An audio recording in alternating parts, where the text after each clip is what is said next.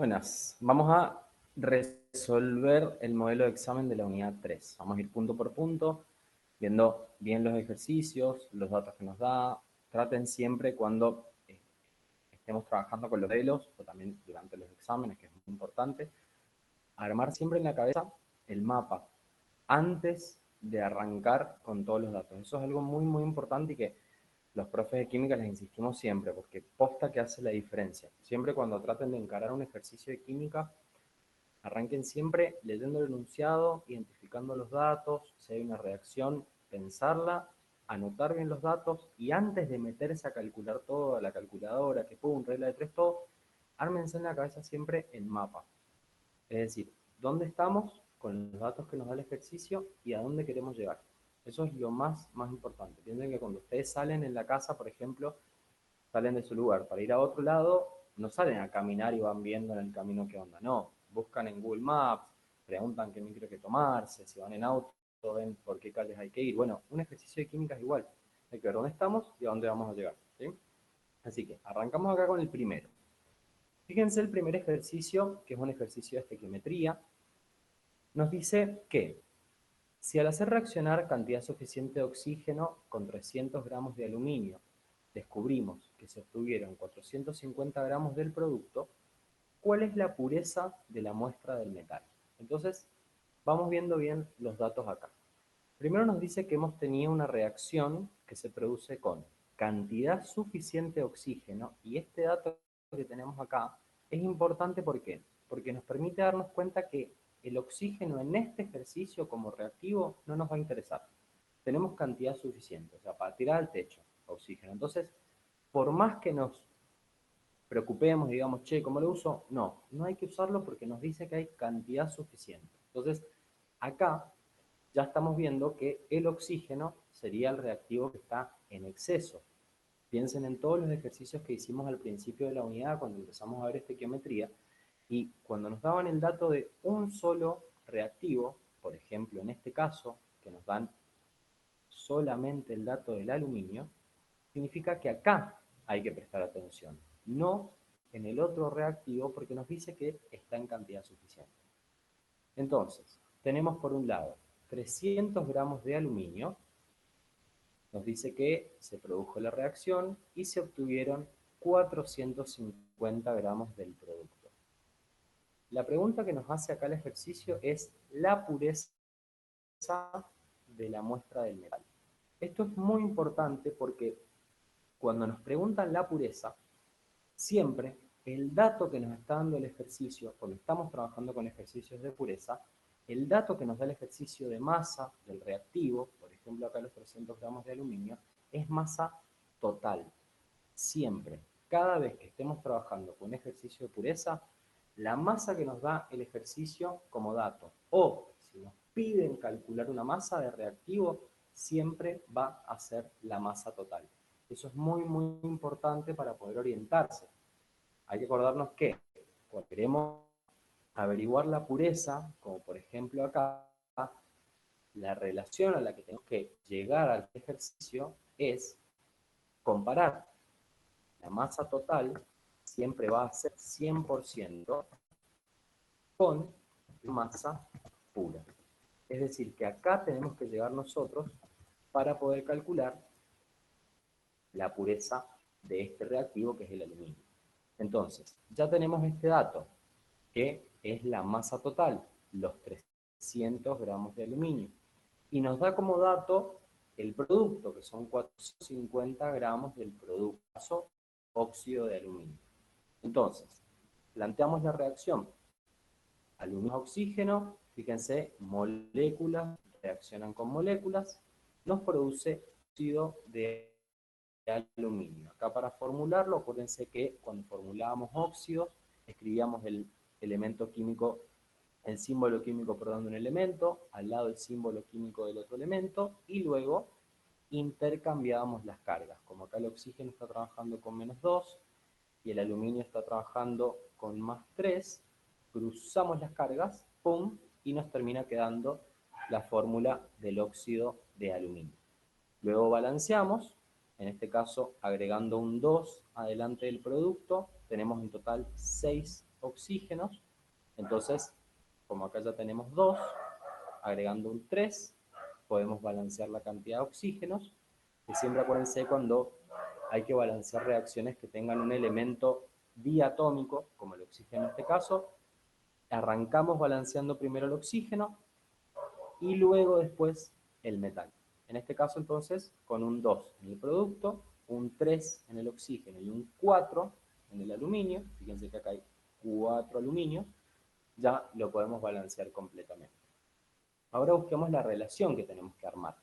Siempre acuérdense que en ejercicios de estequiometría, cuando me están dando masas como datos, sea de reactivo de productos, o me estén pidiendo masas, siempre las masas molares, masas moleculares, tienen que estar presentes como datos. Entonces, el ejercicio nos da el peso atómico del aluminio y el peso atómico del oxígeno. ¿Para qué? Para que nosotros podamos calcular la masa molar del aluminio y la masa molar del producto.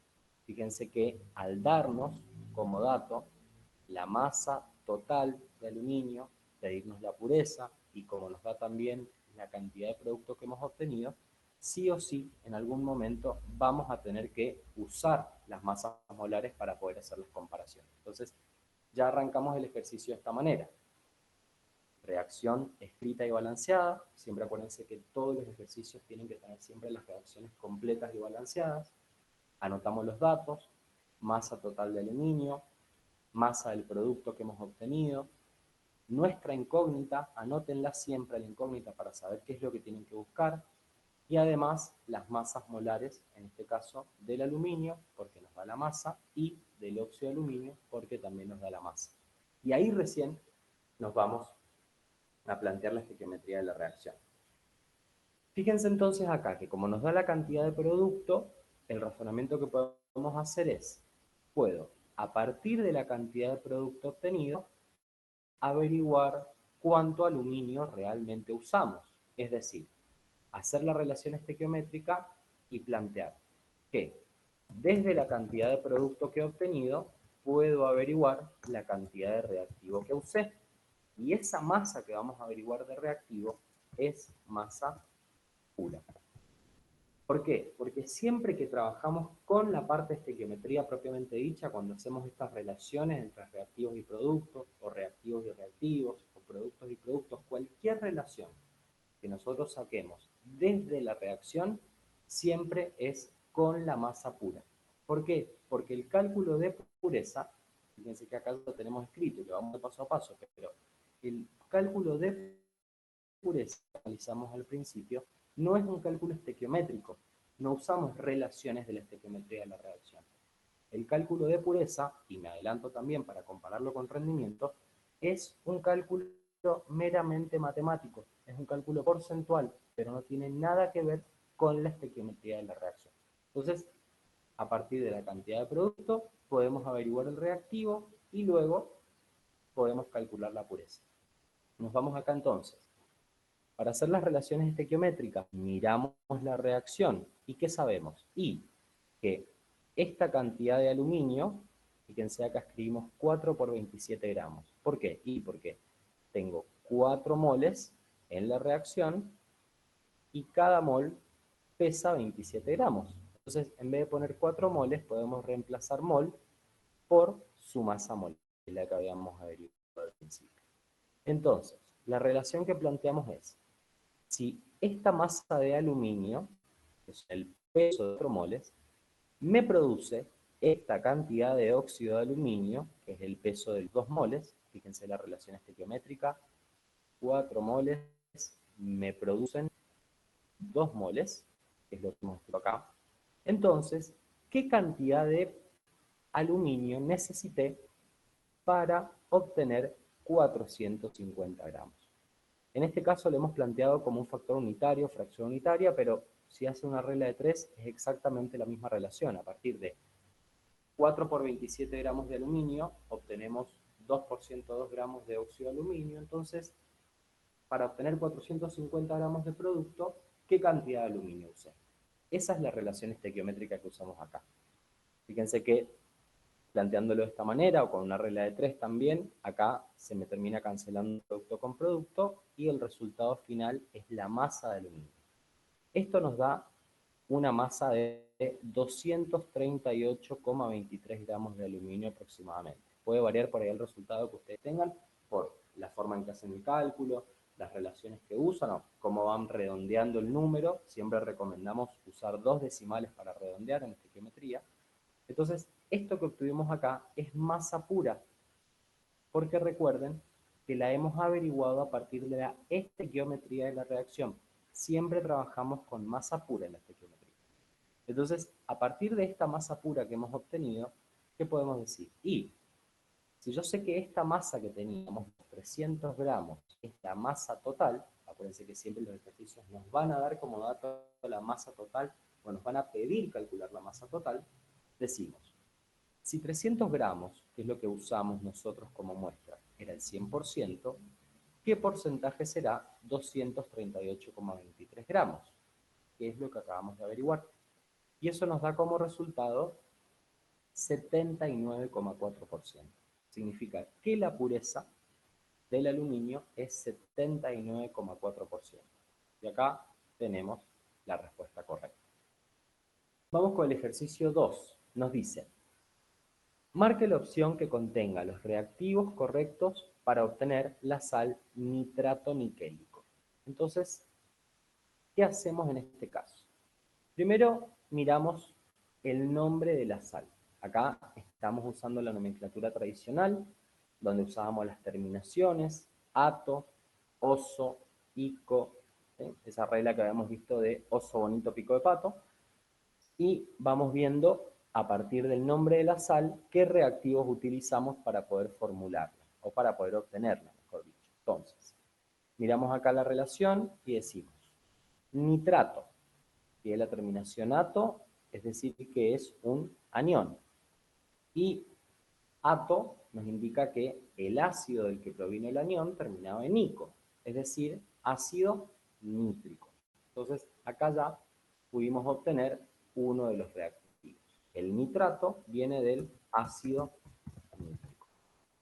Después miramos el catión. Recuerden que en las sales los cationes terminan en oso o en ico. No les cambiamos la terminación como sí a los aniones. Entonces, acá al decirme niquélico, decimos, bueno, ya tenemos el ácido y acuérdense que para obtener sales, oxosales o sales binarias, las reacciones más comunes siempre eran un ácido y un hidróxido. Entonces, esto debe haber venido del hidróxido niquélico.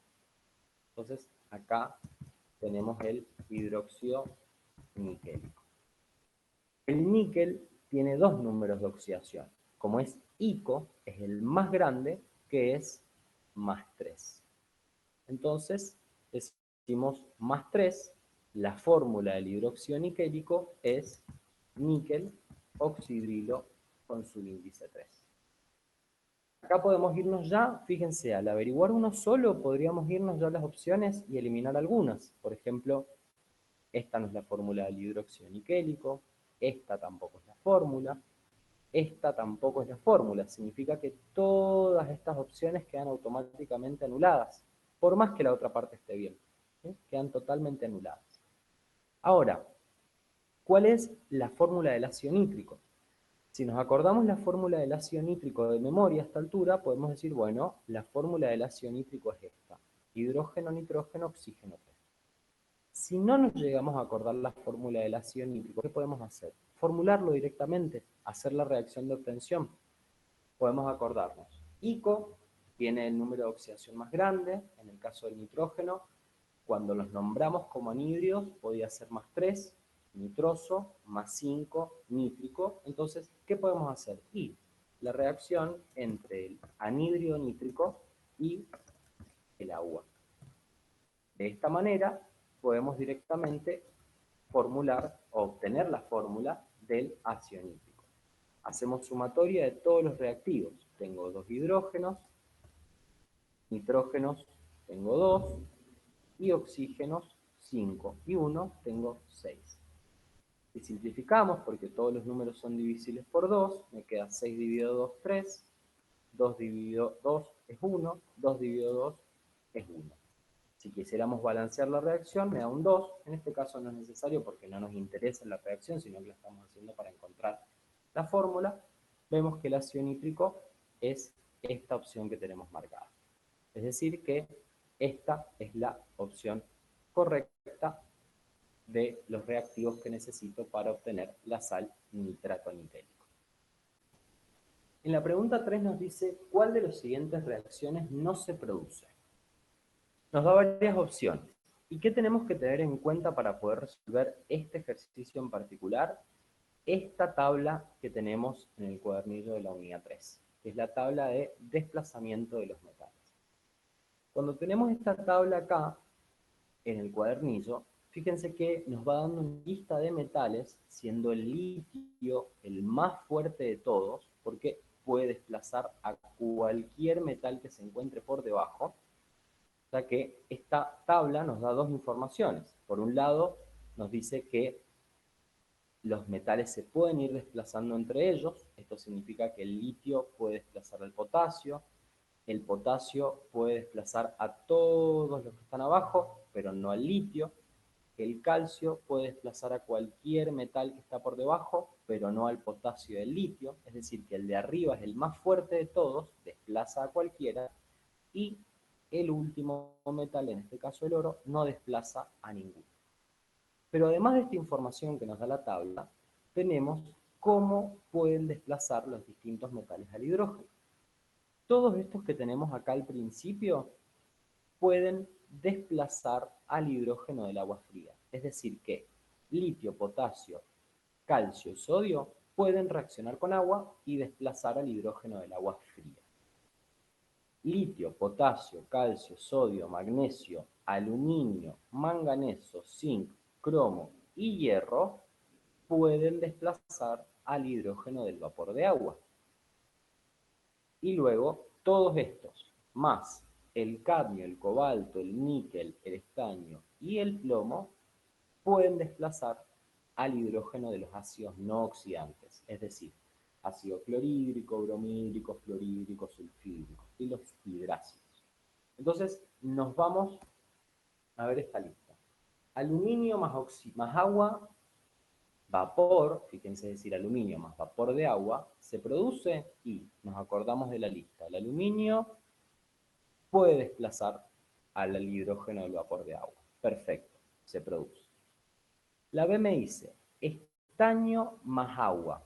Entonces, me acuerdo de la lista. Digo, el estaño, no. El estaño no puede desplazar al hidrógeno del agua. Sí la puede desplazar de ácidos no oxidantes, pero no del agua. Fíjense que solamente estos metales pueden desplazar al agua fría, todos estos al vapor, y estos solitos que tenemos acá abajo solo la pueden desplazar al hidrógeno de ácidos. Es decir que el estaño no puede desplazar al hidrógeno del agua, por lo tanto no se produce la reacción B. Fijémonos en la C, por ejemplo, en esta opción. Nos dice hierro más agua de vapor, es decir, vapor de agua. Se producirá, y nos acordamos, ¿el hierro dónde está en la lista? Y sí, el hierro puede desplazar al hidrógeno del vapor de agua. O sea que la C se produce. Luego la A nos dice, perdón, la D, sodio más ácido clorhídrico. ¿Se producirá? Hay que acordarse de la lista. El sodio efectivamente puede desplazar al hidrógeno de los ácidos no oxidantes. Fíjense que está incluida en toda esta flecha grande. Y por último, potasio más agua fría. El potasio podrá desplazar al agua fría y nos acordamos de la lista. El potasio efectivamente puede desplazar al hidrógeno del agua fría. Es decir que la opción correcta es la B. Esta pregunta requiere acordarse la lista, principalmente los más importantes. ¿Sí? Recomendamos a veces que se aprendan estos, que son los que sí pueden, y por descarte, todos los de abajo no hace falta aprenderlos. Es decir, si aprendemos esta listita y vamos viendo cómo se desplazan entre ellos, es más fácil porque no hay que acordarse de todos, sino simplemente de los que sí reaccionan, y si no está en esa lista, bueno, entonces no desplaza al hidrógeno. Ahora vamos con el ejercicio 4.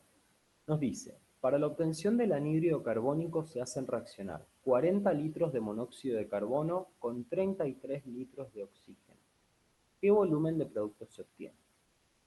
En este ejercicio en particular, fíjense que nos da volumen de un reactivo y volumen del otro reactivo, pero no nos da condiciones, no nos da presión, no nos da temperatura. Entonces estamos trabajando con gases, volúmenes de gases, que están medidos en las mismas condiciones. Cuando estamos trabajando con este tipo de ejercicios, tenemos que acordarnos en la unidad 1 que habíamos visto la ley de las combinaciones gaseosas de Gay-Lussac, que nos decía que cuando estábamos trabajando con volúmenes de gases medidos en las mismas condiciones, podíamos expresar la relación de reactivos y productos con números enteros y pequeños. Es decir, por ejemplo, con esta reacción, fíjense acá, escrita y balanceada, monóxido de carbono reacciona con oxígeno para darme dióxido de carbono. ¿Qué podemos decir? Y dos partes de monóxido de carbono reaccionan con una parte de oxígeno para darme dos partes de dióxido de carbono. Y eso lo podemos escribir directamente en litros. En vez de trabajar con moles, podemos decir 2 litros de monóxido de carbono reaccionan con 1 litro de oxígeno para darme 2 litros de dióxido de carbono.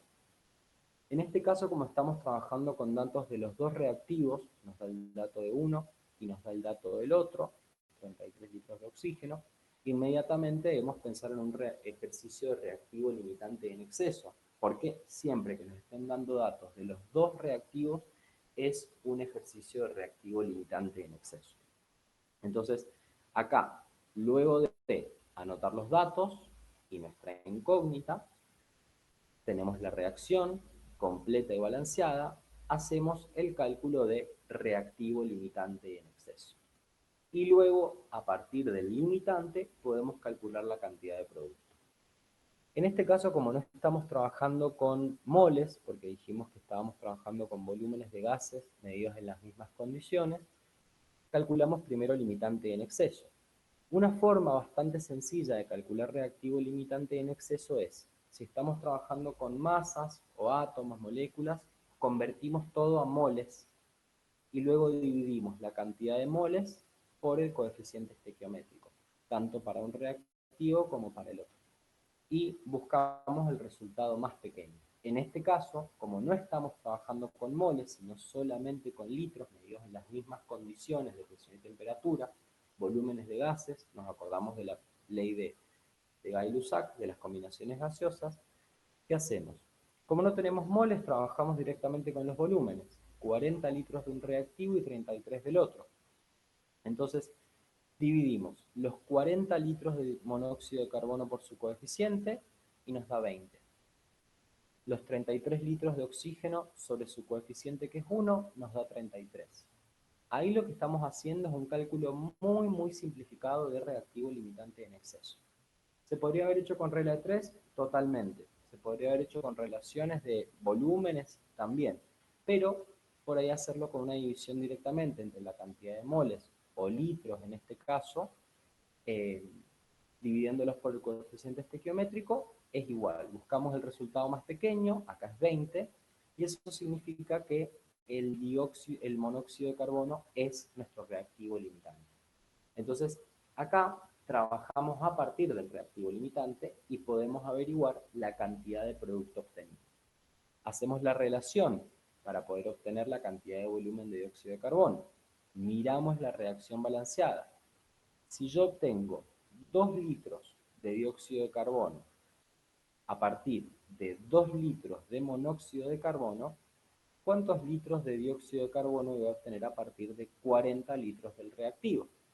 Fíjense que monóxido se cancela con monóxido y nos termina dando 40 litros de dióxido de carbono, que es la opción que tenemos que marcar.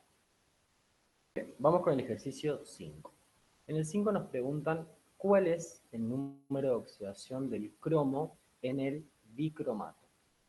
El cromo es un metal, pero tiene la particularidad de poder comportarse como no metal, es decir, que es un elemento anfótero. Eso significa que el cromo tiene varios números de oxidación.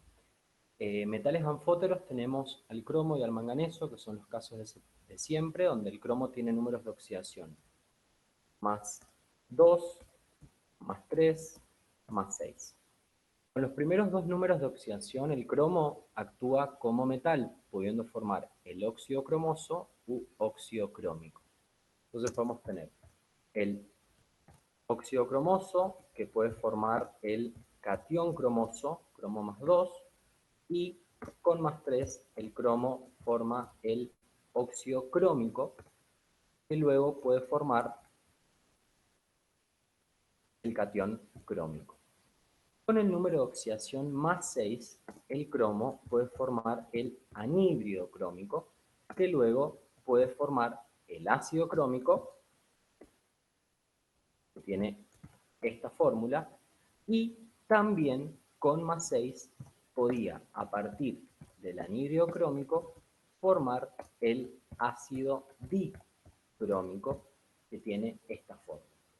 En este caso, como estamos trabajando con el dicromato, vamos a estar trabajando con el anión, que viene del ácido dicrómico. Si nos acordamos que se forma con el número de oxidación más 6, buenísimo. Lo marcamos directamente, que es la única opción correcta que tenemos acá. Otra forma para poder calcular el número de oxidación, en este caso, en el caso de que nos acordemos la fórmula del anión dicromato, pero no nos acordemos el número de oxidación, lo que podemos hacer es plantear la fórmula del anión dicromato, cromo 2, oxígeno 7, y todo este anión tiene carga menos 2, y plantear una ecuación muy sencilla. Sabemos que la sumatoria de cargas de estos dos cromos y estos 7 oxígenos nos dan como resultado menos 2. Entonces podemos plantearlo de la siguiente forma. 2 veces la carga del cromo más 7 veces la carga del oxígeno nos da como resultado menos 2. Siempre en este tipo de casos, cuando queramos calcular el número de oxidación en base a una fórmula, como por ejemplo acá, en el caso de que nos acordemos la fórmula, pero no el número de oxidación, tomamos de referencia un elemento conocido, el oxígeno, que siempre actúa con menos 2. Entonces podemos plantear la ecuación de la siguiente manera. 2 veces la carga de cromo, que es nuestra incógnita, lo que queremos averiguar acá, la carga o el número de oxidación, es lo que nos pregunta el ejercicio, y sabemos que el oxígeno tiene carga menos 2. Entonces podemos despejar. Acá fíjense que lo vamos a hacer completo. Tenemos 7 por menos 2 nos da menos 14. Todo esto es igual a menos 2. Acá ya podemos despejar y pasar, fíjense, más por menos es menos, o sea que nos termina quedando menos 14. Todo esto igual a menos 2. Ahora podemos despejar, pasamos el menos 14 para el otro lado, entonces nos queda menos 2 más 14, el menos pasa sumando para el otro lado. Esto nos da 2 veces la carga del cromo, igual a menos 2 más 14, más 12. Pasamos el 2 dividiendo, nos termina quedando 12 sobre 2, y esto nos da 6. El número de oxidación del cromo en el ion dicromato, en el anión dicromato, es 6. Ahora, vamos al 7, donde nos pregunta, también con el cromo, ¿cuál es la fórmula molecular del compuesto cromato de potasio?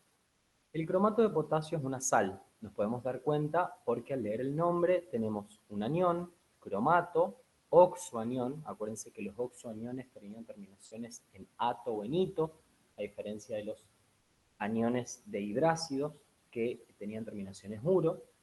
En este caso hacemos el razonamiento que hicimos en el ejercicio anterior y en los otros también cuando nos hablaba de sales. Tiene la terminación ato, es decir que cromato viene de un ácido, es el anión. Siempre acuérdense que los aniones vienen de ácidos. Si la terminación es ato, eso significaba que venía un ácido que terminaba en ico, entonces ácido crómico. Entonces ahí ya lo podemos identificar, el ácido crómico. Ahora, para poder acordarnos de la fórmula, podemos formular el ácido crómico, que tiene esta fórmula. No confundirlo con el ácido dicrómico, sino crómico. En este caso, fíjense que al ionizarlo, podemos ver que al liberar los dos hidrógenos, el anión cromato nos queda con carga menos 2, y el potasio siempre tiene la misma carga, que es más 1. Si nosotros quisiéramos formular entonces esta sal, cromato de potasio, para poder averiguar su fórmula molecular, anotamos primero el catión, que lo tenemos acá, es el catión potasio, y luego el anión, que es el anión cromato. Vemos las cargas, el anión cromato tiene carga -2, el catión crómico tiene carga +1, y lo que tenemos que hacer ahora es cruzar las cargas. Este 1 del potasio lo cruzaríamos acá, al cromato, pero como es un 1, y en química cuando hay un subíndice 1 no lo escribimos, nos quedaría directamente así. Y el 2 del anión cromato se viene para el potasio y lo tenemos acá. Esta es la fórmula del cromato de potasio. Opción correcta la tenemos acá. Fíjense que todas las otras opciones, algunas eran correctas, como por ejemplo esta que tenemos acá, pero es la del dicromato de potasio.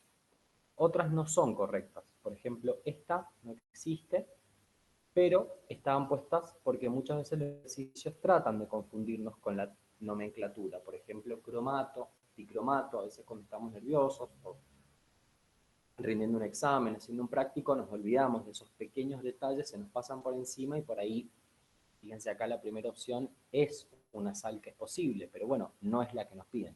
Por eso siempre hay que tener los ojos bien abiertos para no meter la pata ahí, para no confundirnos por ahí con detalles pequeños. Vamos ahora con el 7 entonces. Nos dice, se produce la reacción entre nitrato de plata y cloruro de sodio. En los productos se encuentra un precipitado. Para producir el experimento se utilizaron 35 gramos de la sal de plata, es decir, 35 gramos de nitrato de plata, y 70 gramos de la sal de sodio, 70 gramos de cloruro de sodio. ¿Qué cantidad de precipitado se obtiene?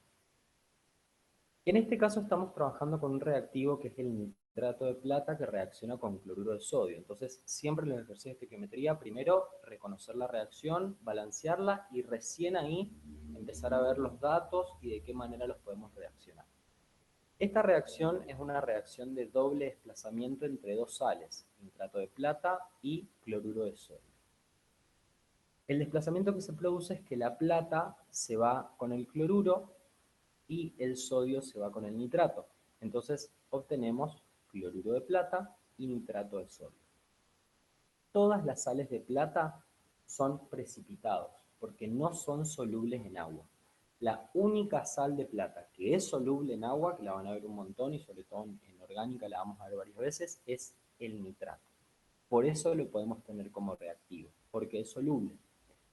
Cuando obtenemos el producto de cloruro de plata, que es precipitado, ahí podemos reconocer que el dato que nos está dando, en realidad lo que nos pide el ejercicio, fíjense, qué cantidad de precipitado se obtiene, ahí nos está diciendo qué cantidad de cloruro de plata vamos a obtener, o sea que tenemos que calcular la cantidad de cloruro de plata que vamos a obtener.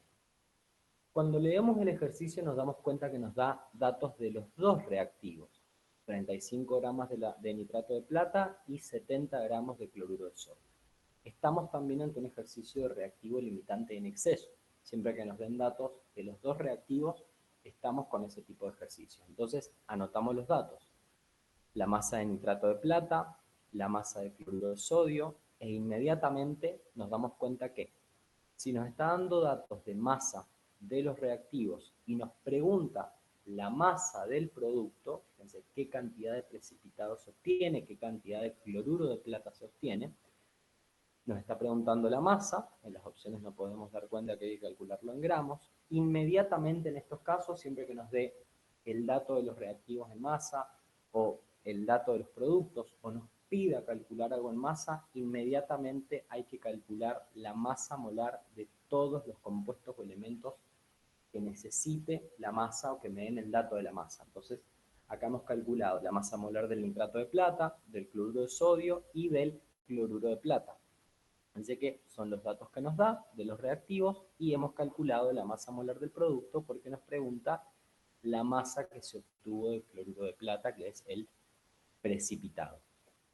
Una forma muy sencilla de trabajar con reactivo limitante en exceso es hacer una regla de 3 para ver las relaciones entre los dos reactivos y averiguar cuál me sobra o cuál me falta.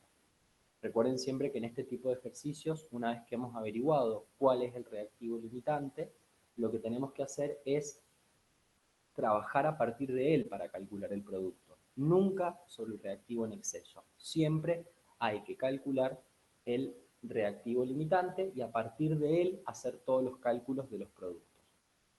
En este caso hemos elegido resolverlo con un método donde la masa la convertimos a moles. Fíjense, acá hacemos la conversión, moles de cloruro de plata, de nitrato de plata, haciendo masa sobre masa molar, también se puede resolver con regla de 3, y nos da 0,2 moles de nitrato de plata. Luego hacemos lo mismo con el cloruro de sodio, masa sobre masa molar, y nos da esta cantidad de moles. El segundo paso para calcular reactivo limitante en exceso, que es bastante sencillo, es dividir la cantidad de moles de un reactivo por su coeficiente estequiométrico. Fíjense, el coeficiente estequiométrico del nitrato de plata es 1, y hacer lo mismo con el otro reactivo, número de moles sobre coeficiente estequiométrico. Luego buscamos el resultado más pequeño, acá el resultado más pequeño es 0,2, y eso significa que el nitrato de plata es el reactivo limitante. El resultado más pequeño corresponde al reactivo limitante. Inmediatamente lo anotamos. Siempre anoten en los ejercicios, traten de hacerlo. ¿Quién es el limitante? De alguna manera, acá nosotros lo hacemos con RL, pero lo pueden poner subrayado, con color, un corazón, una flor, no importa. Algo que les llame la atención y tengan anotado en el ejercicio cuál es el limitante. ¿Por qué? Porque repito, cuando estamos en exámenes a veces estamos muy nerviosos, con mucha ansiedad, nos podemos perder. Al escribirlo es una ayuda que nos damos a nosotros mismos de decir, mira, acordate que este es el limitante. Entonces ya sabemos que todo el cálculo hay que hacerlo en base al reactivo limitante.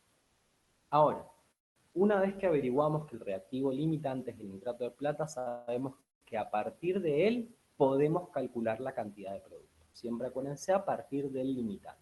Entonces, mirando la estequiometría de la reacción y viendo que los datos están en masas y me está pidiendo el resultado en masas, ¿qué podemos hacer? Y plantear las relaciones.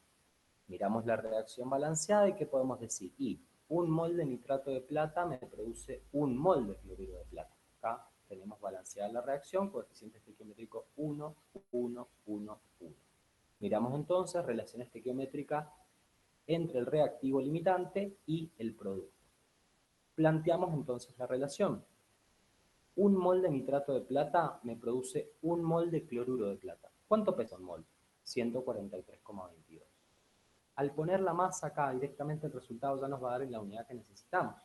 Si no, se puede hacer en varios pasos. En moles, luego a masas o directamente todo en masas. Eso decíanlo ustedes en la forma que mejor les venga y como mejor lo entiendan.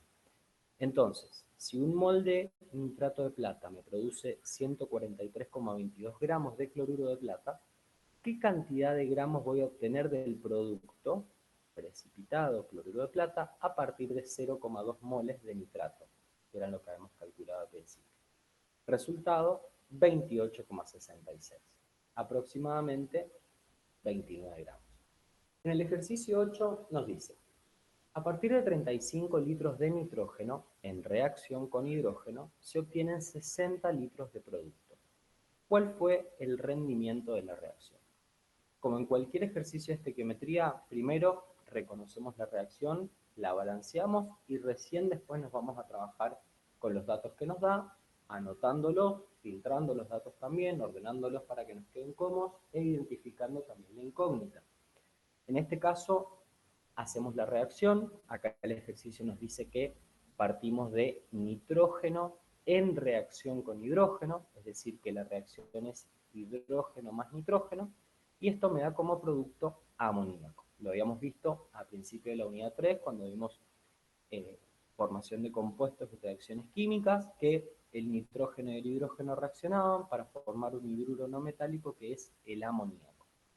Entonces, balanceamos la reacción, como estamos trabajando con elementos diatómicos. En este caso nos conviene primero balancear el hidrógeno, que tiene un subíndice 3. Entonces tenemos 3 hidrógenos en los productos y uno solo en los reactivos. Entonces, ¿qué podemos hacer para lograr balancearlos? Y tenemos que buscar entre ellos una cantidad que permita balancear. Una forma sencilla es decir, ¿cuál es el múltiplo común menor entre 3 y 2? Y 3 por 2 es 6. Entonces, teniendo 6 hidrógenos, voy a lograr tener la reacción balanceada. Entonces, agregamos un 2 adelante del producto. 2 por 3 son 6 hidrógenos. Entonces, como tenemos 2, agregamos un 3, 6 hidrógenos, y ya nos queda balanceado. Y fíjense que el nitrógeno también ya quedó balanceado. Tengo 2 en los productos y 2 en los reactivos. Recuerden que siempre las reacciones se producen entre moléculas con moléculas para darme moléculas. Y tanto el nitrógeno como el hidrógeno son diatómicos. Había 7 elementos que eran diatómicos: el hidrógeno, el nitrógeno, el oxígeno y los 4 halógenos: flúor, cloro, bromo y yodo. Solamente 7 elementos son los que son diatómicos. Todos los demás los trabajamos como monoatómicos. Ahora, una vez que ya tenemos la reacción balanceada, vemos los datos. Nos da volumen de nitrógeno reactivo y nos da volumen de producto, volumen de amoníaco 60 litros. Y la pregunta que nos hace el ejercicio es el rendimiento de la reacción. Siempre que estemos trabajando con ejercicios de rendimiento, o en realidad en cualquiera, porque cuando estamos trabajando con otros ejercicios donde no se hace mención del rendimiento, ahí en realidad el rendimiento es del 100%, nada más que como es del 100, no hace falta calcular nada aparte. Siempre en este tipo de ejercicios, cuando me da un dato del producto o me pide calcular la cantidad de producto, sea en moles, sea en masa, en átomos, en moléculas, en litros, como es en este caso, siempre me va a estar dando como dato el producto real, o me va a estar pidiendo calcular el producto real. Los ejercicios nunca nos van a dar como dato el producto teórico o nos van a pedir calcular el producto teórico, porque si no, no sería un ejercicio de rendimiento. Entonces siempre nos van a dar como dato el producto real o nos van a pedir calcular el producto real. Rápidamente, ¿qué podemos hacer? Con los datos pensar, bueno, si me está dando el producto real y me pregunta el rendimiento, yo puedo decir, ¿qué relación hay entre el producto real y el rendimiento? Y para hacer ese cálculo, que no es estequiométrico, sino simplemente matemático, lo que comparamos es, el producto teórico es el 100% de la reacción y el producto real corresponde con el rendimiento. Entonces, nuestra incógnita es el rendimiento. El producto real ya lo tenemos, son los 60 litros. ¿Qué deberíamos averiguar entonces para poder llegar a este paso que va a ser el último? Y averiguar el producto teórico. ¿Cómo hacemos para averiguar el producto teórico entonces? Y si tenemos el dato del reactivo, 35 litros de nitrógeno, podemos, a partir de la reacción balanceada, ver las relaciones estequiométricas que me permiten averiguar el producto. 3 moles de hidrógeno me producen 2 moles de amoníaco. En este ejercicio, en el 8, también estamos trabajando con la ley de las combinaciones gaseosas de Gay-Lussac, concepto que vimos en la unidad 1, porque nos da volumen de reactivo, nos da volumen de producto, pero no nos da las condiciones en las que fueron medidas. Pero sí sabemos que están medidas en las mismas condiciones porque no nos aclara nada distinto. Entonces, cada vez que trabajemos con gases medidos en las mismas condiciones, podemos hacer directamente relación de volúmenes como si fueran moles. Es decir, que yo esta reacción la puedo leer como 3 litros de hidrógeno reaccionan con 1 litro de nitrógeno para darme 2 litros de amoníaco. Simplemente en vez de leer 3 moles con 1 mol para darme 2 moles, decimos litros. Y eso nos va a permitir hacer el cálculo estequiométrico. Entonces, ¿qué hacemos? Buscamos el producto teórico a partir de la relación entre el reactivo con el producto, mirando la reacción balanceada. Y vemos que vamos a poder obtener 1 litro de nitrógeno me produce 2 litros de amoníaco. Entonces, mirando la reacción decimos, bueno, acá tengo el dato que necesito. 1 litro de nitrógeno me produce 2 litros de amoníaco. Entonces, ¿qué cantidad de producto voy a obtener a partir de 35 litros de nitrógeno? 70 litros. Esto es nuestro producto teórico. Ahora ya podemos comparar. El producto teórico, estos 70 litros, son el 100%. Entonces, los 60 litros que obtuve serán tanto porcentaje. Acá hacemos el cálculo. 70 litros es el 100%, entonces 60 litros será 85,7%, aproximadamente 86. En el ejercicio 9 nos pregunta cuál es el número de oxidación del cloro en el clorato. El cloro tiene muchos números de oxidación. Tiene -1, +1, +3, +5, +7. Esos son los más utilizados. Algunas tablas también les pueden dar un número de oxidación que es +2, que no se usa casi nunca, un número de oxidación de +4 que tampoco lo usamos, o un número de oxidación +6 que tampoco lo usamos porque forman compuestos muy inestables, entonces no lo estudiamos. Pero estos 5 números de oxidación sí. Nos pregunta cuál es el número de oxidación del cloro en el clorato. Entonces, pensando en los números de oxidación del cloro, primero lo que podemos hacer es decir, bueno, clorato es un anión, termina en ato, un oxoanión para ser más preciso. Las terminaciones de los oxoaniones, acuérdense siempre que era ito o ato. ¿Viene de qué ácido? Y si la terminación es ácido, clorato, tiene que terminar en ico, clórico. Entonces, el clorato viene del ácido clórico. Y acá no hace falta formularlo porque no nos pide la fórmula, ni cuántos oxígenos, ni nada, simplemente el nombre. Nos dice clórico. Pide la terminación ico solamente. Y después pensamos, el ácido clorhídrico tiene 5 números de oxidación, -1 +1, +3 +5 +7. Con -1, el cloro forma hidruros, cloruro de hidrógeno o ácido clorhídrico. Entonces, ahí lo tenemos, ácido clorhídrico. Después, con los positivos 1, 3, 5 y 7, forma los oxoácidos. Ácido hipocloroso, acuérdense cuando hay más de 2 números de oxidación, el menor es hipo-oso, oso para el 3, ico para el 5, per-ico para el 7. Entonces tenemos ácido hipocloroso con +1, con +3 es ácido cloroso y con +5 es ácido clórico. Con +7 formaría el ácido perclórico. En este caso, como nos pregunta el clorato, que viene del ácido clórico, la respuesta correcta es +5.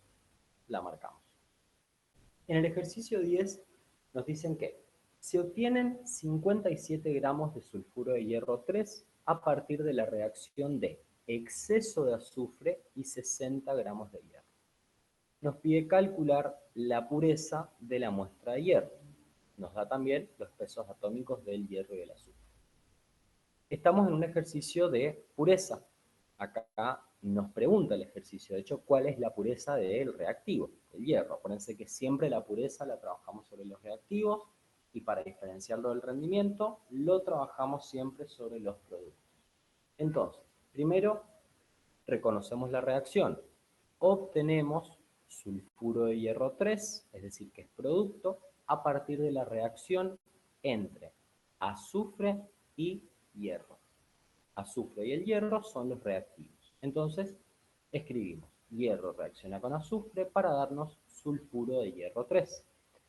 En el sulfuro, el azufre está trabajando con número de oxidación -2 y en el hierro 3, o férrico, acá hierro 3 está dado con la nomenclatura de Stock, por ahí férrico, ferroso es más como lo conocemos tradicional, férrico con +3, ferroso con +2, más grande, más chico, y lo formulamos. El -2 del azufre se viene para acá, el 3 del catión férrico o catión hierro 3 va para el azufre, y luego balanceamos. Como tenemos 3 azufres, el azufre es monoatómico, pum, con un 3 queda balanceado. Tenemos 2 hierros, hierro es monoatómico, ahí con un 2 ya nos queda balanceado. Ahí recién vamos a los datos para poder ordenarnos bien. Datos que nos da cantidad de producto obtenido, 57 gramos de sulfuro de hierro 3. Y fíjense cómo anotamos masa total de hierro. ¿Por qué? Porque nos da la masa del reactivo. Nos dice que son 60 gramos de hierro y nos pregunta la pureza de esos 60 gramos de hierro.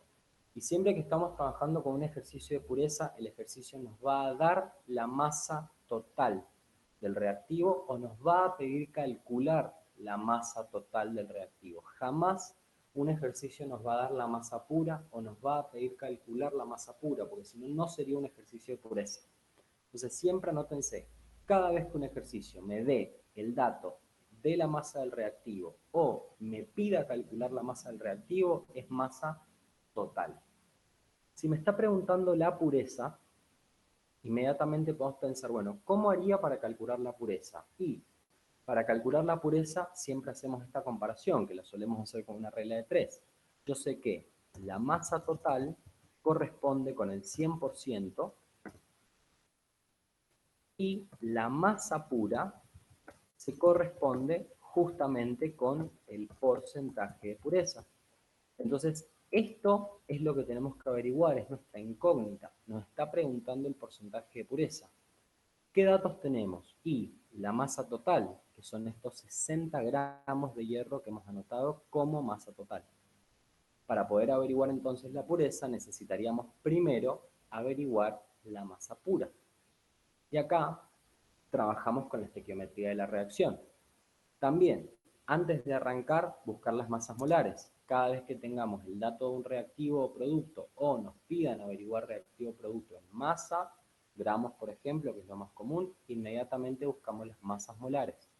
Masa molar de sulfuro férrico, sulfuro de hierro 3, y masa molar del hierro, como es monoatómico, 55,85. Entonces, a partir de la reacción balanceada, miramos bien los datos y decimos, si necesito averiguar la masa pura y tengo el dato del producto, estos 57 gramos, puedo mirar la reacción y sé que obtengo un mol de sulfuro férrico a partir de 2 moles de hierro. Entonces, podemos plantear la relación. En vez de escribirlo en moles, reemplazamos por masas, mucho más rápido y más cómodo hacerlo también. Un mol de sulfuro férrico que pesa 207,7 gramos, lo obtenemos a partir de 2 moles de hierro. En vez de escribir moles, ponemos la masa y directamente nos da todo en gramos. Entonces, mirando la reacción, un mol de sulfuro férrico lo obtenemos a partir de 2 moles de hierro.